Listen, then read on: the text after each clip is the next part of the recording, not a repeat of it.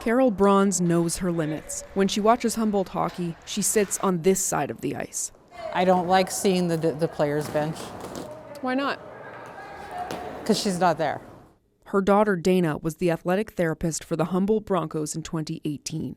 The whole team was driving to an April playoff game when their bus crashed into a semi that ran a stop sign. 16 people died.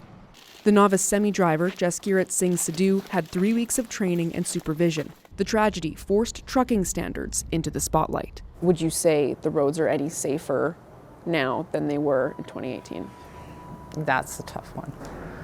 I'd have to say they're not much safer, if at all. At the time, only Ontario required drivers to take training before getting a license. That still isn't the case everywhere. Today, 6 jurisdictions require training before testing. 5 tell CBC training will be mandatory. New Brunswick is looking into it. Nunavut has optional training, but trucking licenses there aren't valid anywhere else.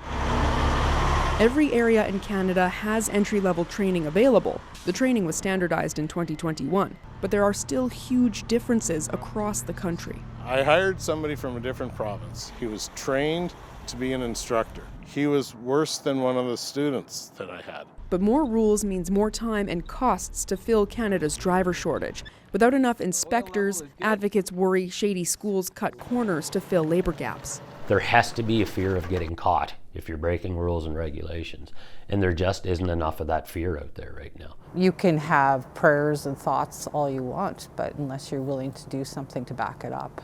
I know that sounds very cynical, but it's the truth. Bronze's mission to make roads safer keeps her going on her hardest days, like next month, when she'll mark Dana's 30th birthday without her daughter.